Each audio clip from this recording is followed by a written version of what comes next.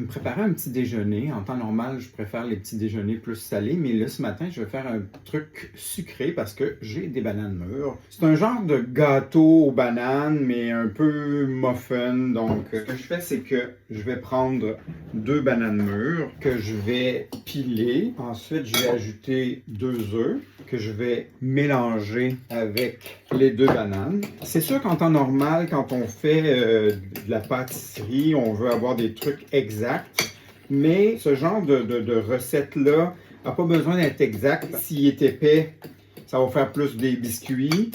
S'il est moyennement, mais muffin, s'il est plus liquide, gâteau. Donc, j'ai bien mélangé mes œufs. Et ensuite, je veux que ça soit quand même assez nourrissant. Je vais mettre une tasse de farine d'amande. Je veux que ça gonfle un peu, donc poudre à pâte, sans gluten. Et là, je vais mélanger le tout. Je commence à avoir une belle texture, mais moi, j'aime bien quand il y a de la texture pour vrai. Donc, je vais rajouter des flocons d'avoine intégrale. Je me mets à peu près une tasse. Je vais mettre de la poudre de cacao pour que ça fasse gâteau banane chocolat. Donc, une bonne cuillère à soupe. En plus de la farine d'amande, je mets de la noix de coco.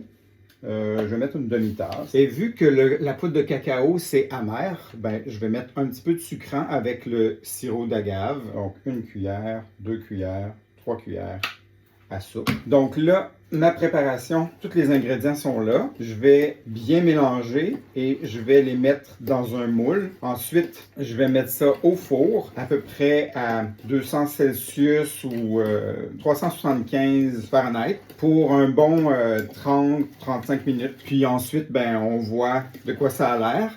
Si on veut s'assurer, on prend un cure-dent, on pique dedans, puis si ça colle pas dessus, ben, le gâteau est prêt. Donc voilà, bon petit déjeuner.